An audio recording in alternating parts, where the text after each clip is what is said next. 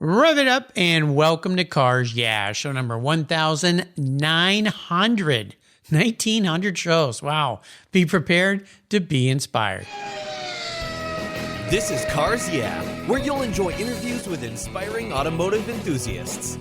Mark Green is here to provide you with a fuel injection of automotive inspiration. So get in, sit down, buckle up, and get ready for a wild ride here on Cars Yeah.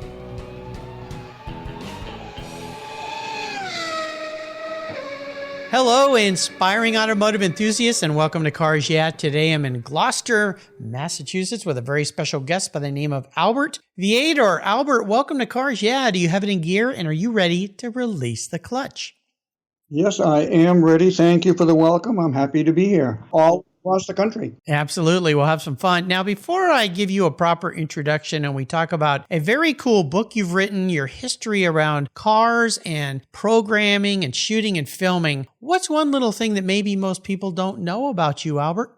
Well, I'd have to say the fact that I'm a Viet Nam veteran. When I got back, it wasn't the type of environment for being welcomed home sort of thing. So a lot of us just kind of like slipped back into the country and tried to slip back into our normal lives. I never received the, spitting on the GI type thing that some guys suffered, but it was just something that I did at the time and wanted to just kind of put behind me. I never joined any veterans groups or participated in parades and that sort of thing. I wasn't opposed to it. It just didn't strike me, so that I'd have to say nobody really knows. Some neighbors recently saw my name on Amazon where the book is available and bought a copy and read it and were just blown away that they'd known for 40 years and never knew that. Wow. It's really sad, and it was a challenging time in our history that still so many people have to live through. In our pre-show chat, I told Albert my father-in-law served 3 tours over in Viet Nam and was a Marine. And I want to thank you for your service in the Army. And we're going to learn a little bit more about what you did over there. But it really is a tragedy in so many ways that we could talk for hours and hours about. But again, I want to thank you for your service and for making it back, and now for writing this book, which is very, very interesting about your time that you spent there. So let me give you a proper introduction, and we'll kind of dive into this. And then since this is Cars Yeah, we'll kind of wrap it around your passion for cars, because I know you have an old MG. So here we go. Albert Viator earned a degree in film and TV production and began his career shooting and producing film and TV programming. He spent 7 years heading a local TV programming effort and growing the cable TV industry before striking out on his own as a freelance cameraman and producer, a career he enjoyed for over 35 years. He traveled the world shooting and producing news and documentary programming for CNN, the National Geographic Channel, PBS, and other networks, and his love for sports cars and motorsports led him to spend a great deal of his career living out the life of a bona fide car guy. Whether jumping over the pit wall at the 12 Hours of Sebring, shooting interviews with Jay Leno, Dan Gurney, and Carroll Shelby, or shooting the 50th anniversary of the Pebble Beach Concorde Elegance, Albert has enjoyed sharing the National Car Guy phenomenon with millions of TV viewers. His recent book titled An Accidental PSY Warrior talks about his time in Vietnam touring with the Army Infantry during the war. We'll be back in just a minute, but first a word from our sponsor, so keep the seatbelts on. We'll be right back. Covercraft makes quality protection for the inside of your vehicles while you're traveling. Their plush, custom-fit mats or Berber mats turn any ride into something special and are easy to remove and clean after days on the road. Covercraft floor mats are the ultimate protection from moisture, dirt, mud, snow, and slush. Just about anything you can throw at them. Don't forget your vehicle's trunk area too. Their Carhartt custom cargo liners not only look great, but they keep your rear cargo areas and seats protected from the sun and those accidental spills. Custom fit truck liners for sedans, coupes, and SUVs are perfect to protect the factory carpet from all those things that can stain and damage the floors. All your options are quality made, easy to clean, secure to the floor, and look oh so good. Check out covercraft.com for a wide variety of styles, colors, and options for a custom fit. and I've got a special offer for you. If you use the code YEAH21, that's YEAH21 at covercraft.com, they'll give you 10% off your Covercraft order. That's right, 10% off. Simply use the code YEAH21 at checkout. Covercraft, protecting the things that move you. I was talking with a buddy of mine the other day, and he asked me about American Collectors Insurance. He said, "While I listen to you on Cars Yeah, you're always talking about agreed value collector car insurance. Well, I insure all my cars on my regular auto insurance policy, and I've done it for years. Why use a different company for my collector cars? I get a multi-car discount. Isn't that good enough?" I suggested he call his carrier and ask how much he would get if his collector car was totaled or stolen. He called back and said, "Boy, that was a scary conversation. The value of my car wasn't even close to what it's really worth." Thank you for the education, Mark. So don't just hope for a fair claim settlement. Be certain and know exactly what you'll receive with an agreed value policy. American Collectors Insurance has been protecting enthusiasts since 1976. Give them a call today for your personal agreed value quote at 866-ACI-YEAH. That's 866-224-9324. Tell them you're a friend of Mark Green's at Cars Yeah. American Collectors Insurance, classic car insurance, designed by collectors for collectors, automotive enthusiasts just like you and me. They're the ones that insure my car. That's American Collectors Insurance. So, Albert, we're back. Let's kind of go back in time a little bit. Because this book is about what you call the accidental PSY warrior, and we're going to talk about your book in depth. Let's kind of go back in time to how you found yourself in that role in the Army, because my understanding was that they kind of detoured you a little bit, and you ended up doing some things that you had no idea you were going to be doing, right? Yes, no, that is right, Mark. The name of the book, An Accidental, and that abbreviation PSY, that is for Psy Warrior, which you might not recognize it, but it's short for military jargon, PSYOPs, which is psychological operations. So the book title, An Accidental Psy Warrior, I hoped caught that name, that I did accidentally wind up there through a kind of catch-22 sort of thing, where I had graduated in a radio and TV production school in Boston, 1967, visited my draft board to, turn in my 2S student deferment card, so to speak, and noticed all of my friends' names on the hit list for being drafted. Unlike today, where we have a volunteer military, a lot of people will remember that people were just drafted right out of their lives and put into life-threatening military service. So I took them up on an option where if you volunteered and gave an extra year of your life, you would be guaranteed, in quotes, a certain type of training and a certain type of posting or assignment in your military service.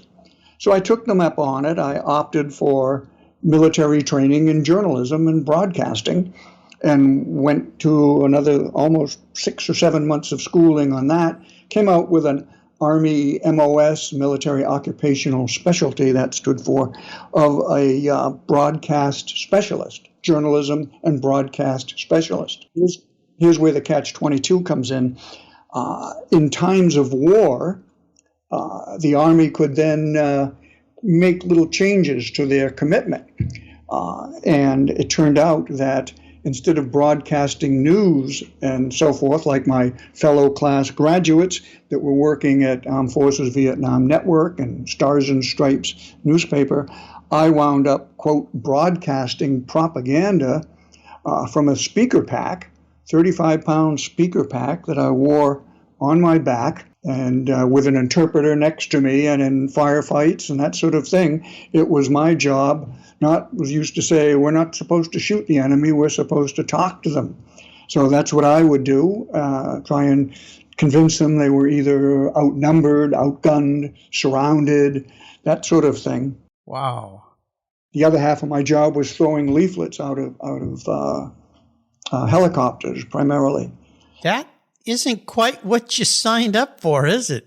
No, not quite. But again, it was that sneaky little catch-22 that allowed them. I was a broadcast specialist, after all, and I was broadcasting.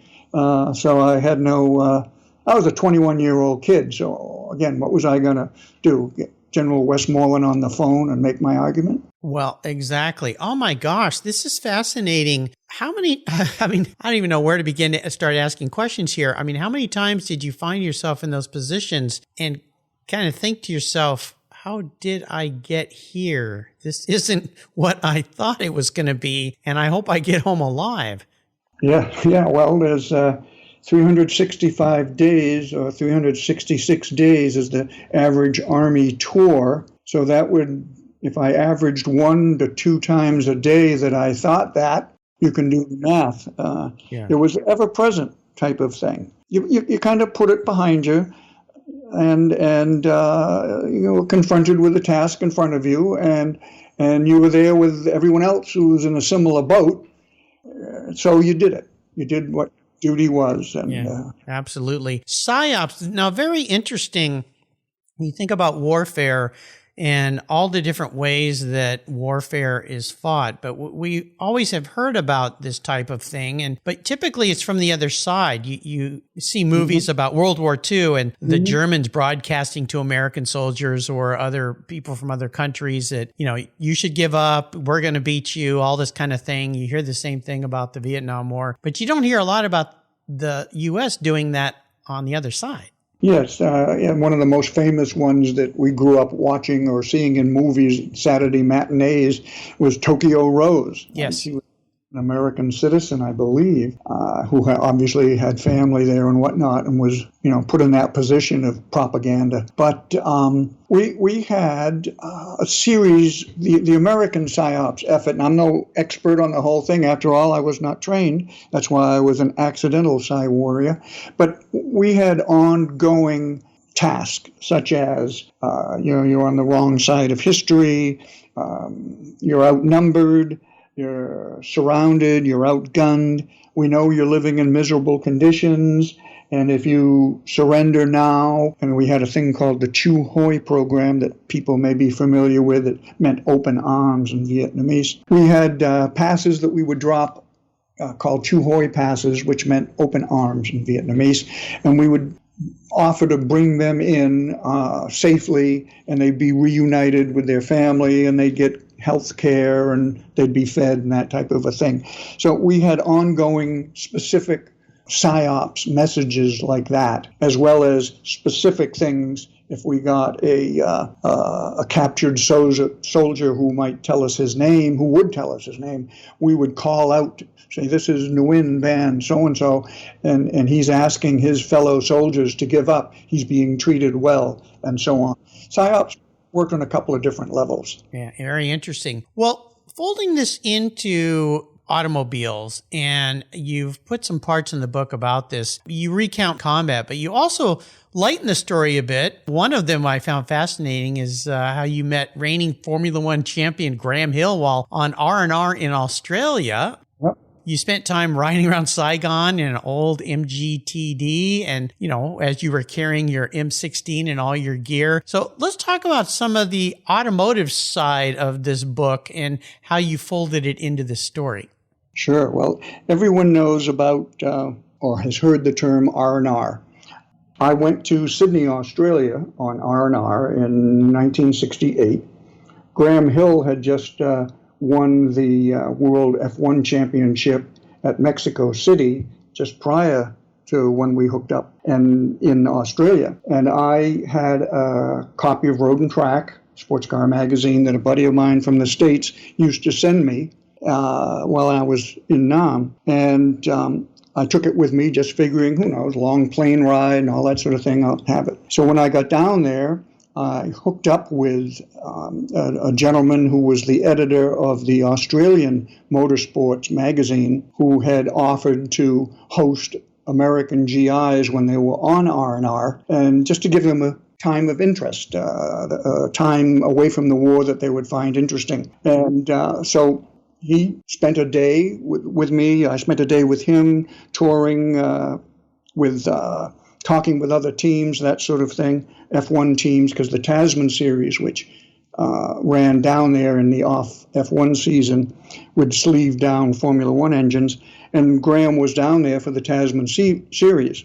So the editor of the car magazine suggested I call him up and see if he'd sign an autograph on my Road and Track, because they had a big full-page color photograph about him winning the championship. Yeah. So I went to the hotel house phone, called Mr. Hill's room, please, and he picked it up. Oh my gosh! Wow. Just like that. He said, "Well, I've got a dinner, luncheon engagement rather, and but you're welcome to come up for a while, and I'd like to check out the magazine article." Oh, how exciting! So he did. I still have it here.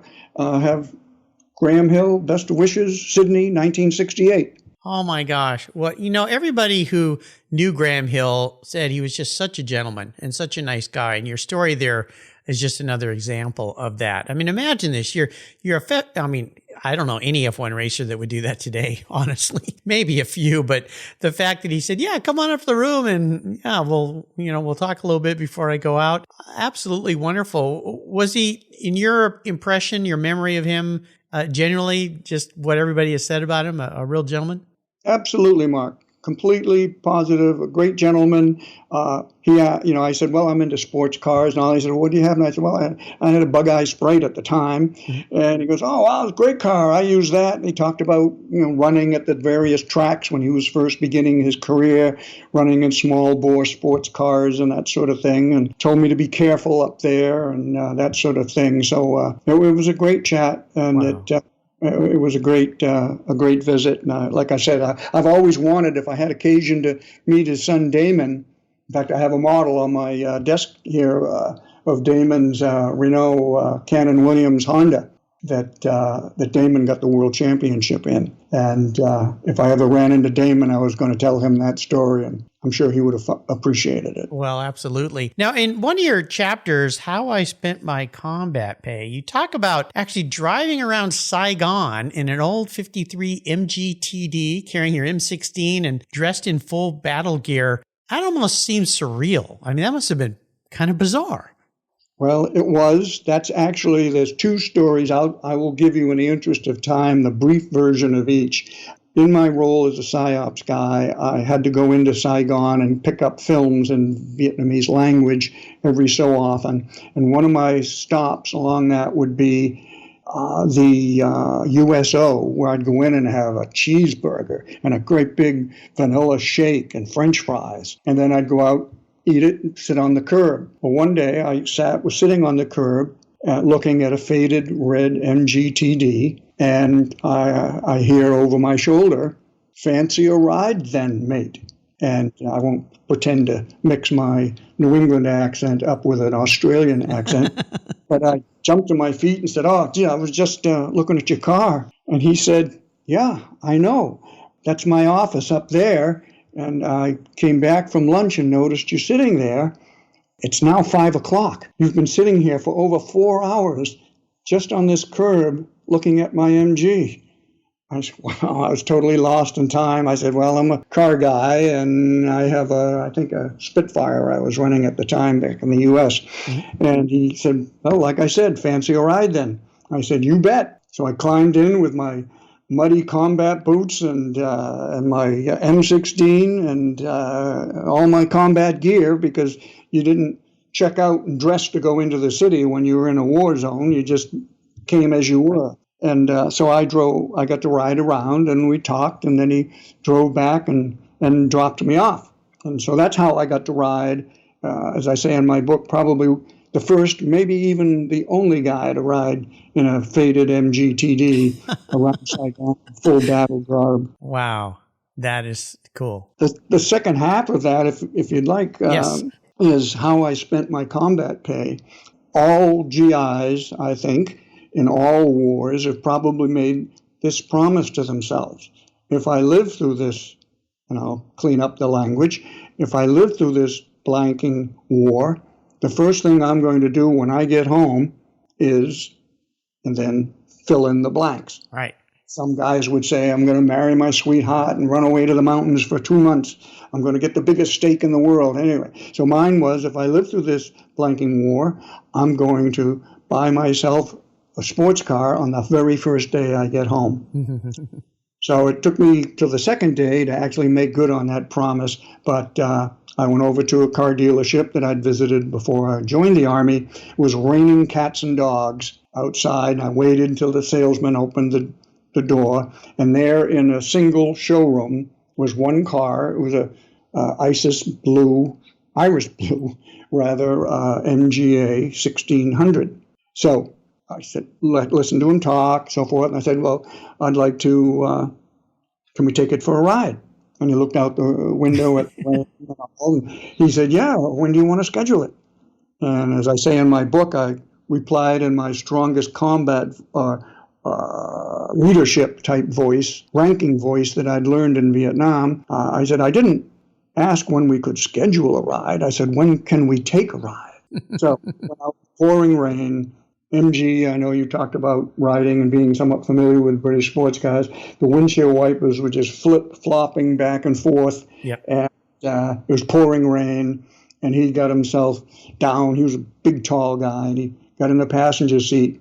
And I end the story in the book with saying, well, maybe he was a car guy after all, and, he realized that I could handle the car even in the wet and so forth. But then maybe he was just saying to himself, if I ever live through this blanking thing, and you can fill in the blanks. So, it's fun telling that story, Mark. I hope I don't go on too long, but no, it's great. I love it. I got a big smile on my face here. I think it's wonderful. And I'll tell you, the first sports car I ever rode in, I was less than a year old, was an MG8. A friend of my dad's had one, and my mom jumped in and put me in her lap. And today she'd probably be arrested for child endangerment. And we went for a ride with the top down. And so that was the first. In fact, I'll send you a picture of that. I have a picture of that, of me sitting in my mom's lap in that MGA. It was white. It wasn't a beautiful blue like yours. I always like to ask my guests about driving inspirations, key mentors, influential people in their lives. Is there somebody like that for you that you hold very near and dear to your heart? Yes, I hold her near and dear to my heart for all of the usual reasons that we hold our spouses near and dear to our heart.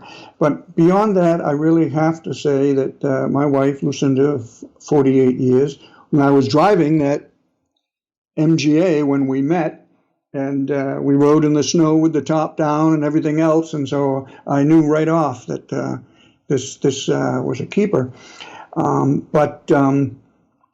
She's always been very helpful to me, very understanding of my Vietnam experience and some things I went through in years later, but very helpful throughout my career. Nice. Came time to leave that corporate job that you referenced in cable television, become a freelancer, jump off the corporate cliff into the world on your own is a big issue.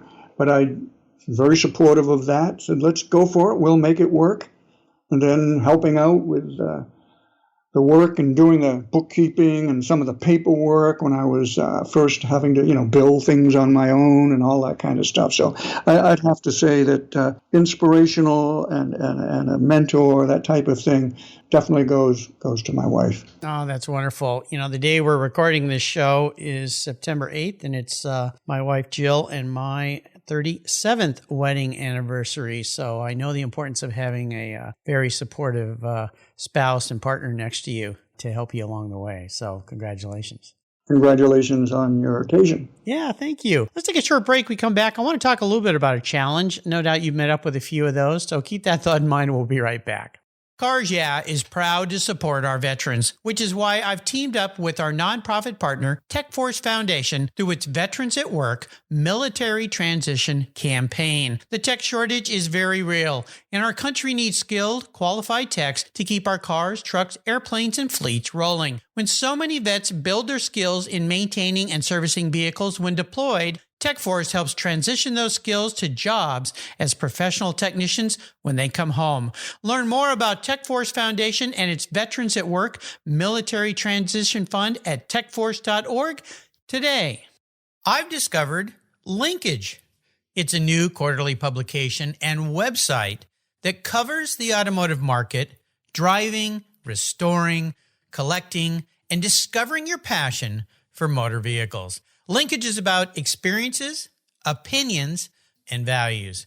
Linkage is an actual informed, reasoned opinion based on first-hand experiences. A talented linkage team covers the automotive world, the people who share your passion and mine, smart, considered, rational, and experienced opinions, ones you can learn from and grow. That includes our passion that drives auctions and the collector car market. So come with me and join us on this journey. And be sure to use the code CARSYEAH when you subscribe, and they'll give you $10 off. Boom! Linkage, geared for the automotive life. Subscribe today at linkagemag.com. So let's talk about this. A big obstacle, big challenge, big failure could relate back to the book, experience you had in Vietnam, whatever it might be. But more importantly, what was that lesson learned so that you could come out in a positive way on the other side? I'd have to say the biggest thing when it's your life is on the line, that jumping in as a 21-year-old into the war was the biggest single challenge of my life. I was trained. I was comfortable in the sense that you know that you can rely on the guy next to you, and you know that he knows he can rely on you. So I didn't feel like I was alone.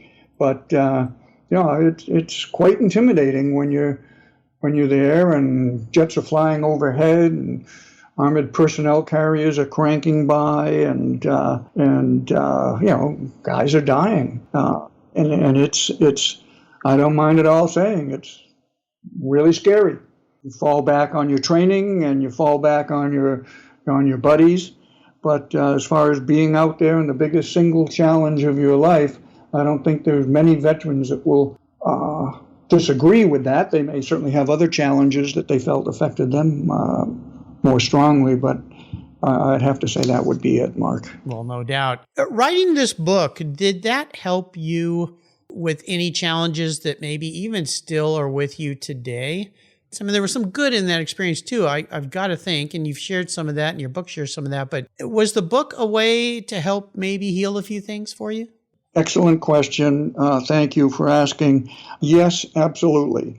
One of my buddies, I have a once-a-week gang where we get together and have coffee, and we all have old British sports cars, and we help each other a lot and that sort of thing. And one of them just happened to say on December 7th last year, hey, I don't know if any of you noticed, but today is December 7th. We might want to take a moment to reflect on that. And that's all he said in a brief, 10-word email to each of us. I sat down and I started to write what I thought, and I say this in the introduction to my book, I sat down to write what I thought was a one-off response. And to just give you a flavor of that chapter, it was like, well, as a matter of fact, I always think of December 7th and what it meant both to our country, our veterans, and so forth, and my own experiences. Well, I had an interesting experience in Tokyo in 1968, and I tell about that. And that started. I thought it was going to be a paragraph or two. It turned out to be what is now chapter 12 in my book. Wow. It was like my 12-day, 7-day leave to Japan, and when the lights went out in Massachusetts. And I won't tip what all that means. If anyone's interested, and later we'll talk about where the book's available.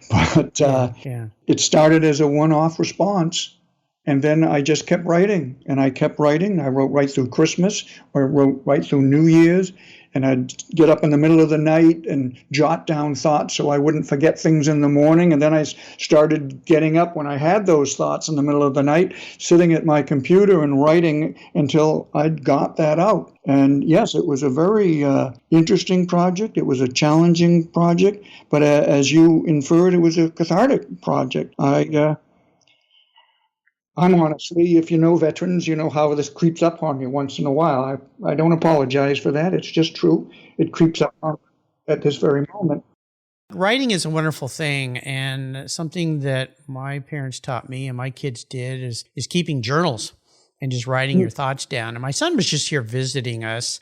We just had our first grandchild, and he was here to visit his nephew. And he was going through his room because his room was still as he left it when he went off to college, and he never came back. And I said, we're going to kind of try to turn your room into a guest room here, and maybe you can go through some things. And he found all these old journals, and he was sitting there looking through them and getting very kind of nostalgic and everything. But he said, these were great for me during some times when I was having challenges. Of course, nothing like war, but challenges that young people have in junior high and high school and trying to find their way and so forth. It's a really good thing for people to do, even if you don't call yourself a writer. It's a really good thing to do. And I'm so happy that simple email to ask about reflecting on such an important day in the history of the world and the United States, and even Japan, really, that led to a wonderful story that you got to share. So you never know where those nudges will come from, right? No, that's absolutely true. Absolutely true. I love it. Now, you meet at a place called Zeke's Place every week for breakfast with a bunch of car guys. Rick Neville, who's a friend of ours, mutual friend of ours, who introduced me to you, said, hey, you got to talk to Albert because he's got a great book, but he's also a car guy. Let's talk about a special car. Maybe we already have, but I asked all my guests to share a very special car in their life that has some meaning for you. I'm guessing it might start with MG? Yes, you're absolutely right. And when I was mulling over which one it would be, like, my TR3 that I drove solo at 17 to Canada, would it be this one that I did that with? But the MGA that I bought with my combat pay really is the most significant one. And I in a nutshell, I put a bumper sticker on the back while I was still in the service that said, "War is unhealthy to children and other living things." Ah, yes. People may remember that popular bumper sticker from the era. And I put that on the back of my MGA. So if driving a sports car raised the eyebrows of the powers that be on a military establishment, that maybe that was strike one. Having a Massachusetts license plate in Georgia is probably strike two. Yeah. And having that "War is unhealthy to children and other living things" on a bumper sticker on your displayed on your rear bumper was probably strike three. But I drove that car down to Georgia and pretty much all over the eastern half of the country, and came back with it after the Army and had it when I met my wife and so forth, as I mentioned before. So that MGA is probably the most significant car in my life. Yeah, no doubt. And that bumper sticker, boy, still resides today, sadly. When will mankind ever learn? But that's great. I love it. The MGA and your story about driving in the snow with your wife-to-be. What a great memory. I'm going to crawl into your head and be a little bit of a car psychologist for you today, Albert. If you were manifest as a vehicle, what would you be and why? I would have to say a Jeep / an early Land Rover. Okay. And I'd say because they are not fast, they're not flashy, but they're strong, and they can take you off the beaten path and hopefully bring you back in one piece. Yeah, very nicely said. Well, it's something your book has done, which I think is fantastic. So nicely answered for that question. Of course, I always ask my guests for a book recommendation. We're definitely going to be recommending An Accidental PSYOPS, PSY Warrior. This book by my guest today, Albert Viator. I'll make sure I put a link to where you can get the book. Is there anywhere special you would like to direct our listeners to so they can get themselves a copy? Well, yeah, it's available on Amazon.com.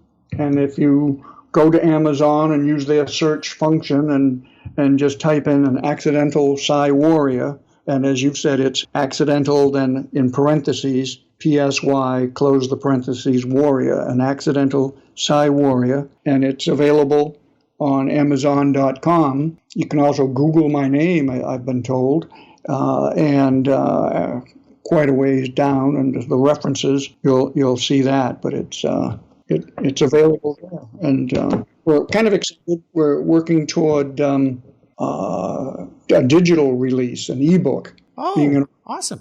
old guy, I like to read books and I like to turn pages and so forth. Yep. But versus scrolling down, I guess that's what you do on the e-readers and so forth. Yeah. To coincide with Veterans Day coming up, we're releasing it in a Kindle ebook version. Oh, that's great. Kindle's great for a variety of reasons.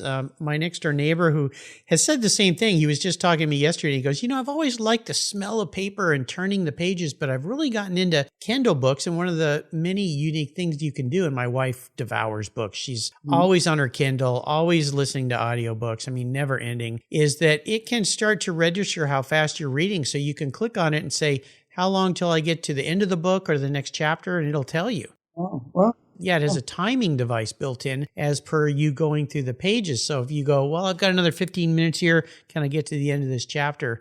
Oh, yeah. Yeah, and you can also tap on words if you don't know what a word means, like what does PSY stand for? And it'll give you a definition of that word. So Kindle, I think more and more people are getting used to this. And there's a little secret that I've shared with my listeners is if you love books, you can get a library card and your library will send you digitally to your Kindle books that you request. So if you maybe can't afford books or you want to find books or you can't get to books to a library or whatever it might be, you can access them that way. So I'm glad to hear that you're doing that. No doubt more and more people that way can enjoy this wonderful book, An Accidental PSY Warrior. Most definitely. I'm going to take you on what I call the ultimate drive here, Albert. This is kind of fun. You get to pick any car in the world that you're in and driving, any person you're with, and any place you might be going. So what does that ultimate drive look like for you?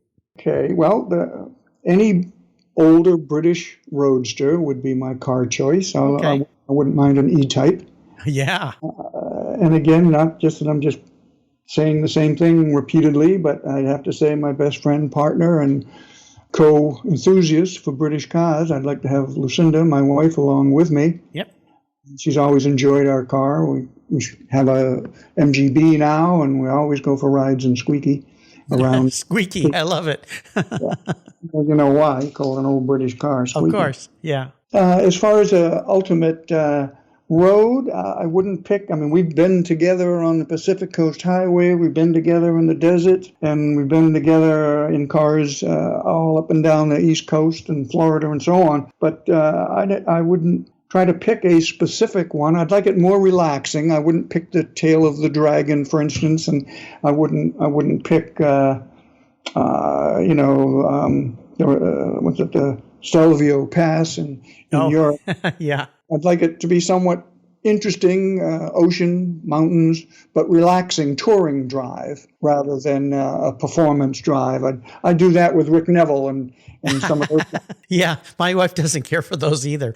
She's always holding onto the door and putting her foot on the floor and saying, slow down. This isn't much fun. I don't blame her. I don't like being a passenger. If Rick does tune in on this when it comes, and I'm going to make sure he does, yes. I have ridden with Rick, and he drives a V8 Austin Healey. Yes. And I haven't ridden in that, but I have ridden in one that we were selling for a friend who passed away, and I was shooting video of it, and while he was at the wheel, and I wished I'd had a third arm and hand. One would be to hold on to the door jamb as well as I was using to brace myself on the transmission tunnel, and one to shoot with the camera. Yeah, be careful out there, Rick. Well, another thank you to Rick for connecting us today, Albert. I have so many great friends and guests who connect me with wonderful people like you, so I'm very grateful for Rick. Maybe someday I can go for a ride with him in a V8. Maybe not. We'll see. But it sounds like fun. Before I let you go today, Albert, could you maybe share some final parting words of wisdom, advice, a mantra, a success quote, something that has meaning for you? I'd have to say, don't be afraid to jump in at the deep end. Be prepared as prepared as you can be. I don't mean being blindly ignorant of what's out there and just say, I'll figure it out along the way. Yeah. Probably worked for a lot of people. But I jumped in at the deep end when I made my transition from working for other people into being a freelancer, and spent my whole career as a freelancer, figuring out things, but I wasn't afraid to do it. But I always worked hard at it. I'm not trying to pump myself up, but I would suggest to people never be afraid to work as hard as you can work and work beyond what you think is hard. There's no free riding. I would often shoot an assignment during the daytime, and then at night, because I have carpentry skills, I'd work in the set shop at a particular station, building sets for the talk shows, and then shoot the next day. Don't be afraid to jump in at the deep end. Don't be afraid to work hard, but be as prepared as you can be so that you're not making believe to anybody. Absolutely. Wonderful thoughts. What are some ways people can keep up to you? Do you have a website? Do you play in the social media world? Yeah, not a great deal. My email, I don't mind sharing my email because I share it with my newfound veterans friends. But you can imagine, it's performance video, one word, lowercase, performance video, the number 3 at gmail.com. There we go. I'll make sure I put that along with a link to get your hands on this book. It's a great read. You're going to enjoy it. You add it to your automotive library shelf, and it'll, I think, give you a lot of inspiration and some wonderful stories and tie this incredible life that Albert has had for all of you listeners. Albert, thanks for being so generous today with your time and expertise and for sharing your experience with our listeners in writing this really wonderful book. Until you and I talk again, I'll see you down the road. Thank you, Mark. My pleasure entirely. Thank you. You're welcome. This was great. Thank you so much for joining us on today's ride here at Cars Yeah. Drive on over to carsyeah.com to find show notes and inspiring automotive fun. Download your free copy of Filler Up, a fun book filled with gorgeous photographs of fuel filler fun, including quotes from more inspiring automotive enthusiasts. Download your copy today, and we'll see you next time on Cars Yeah.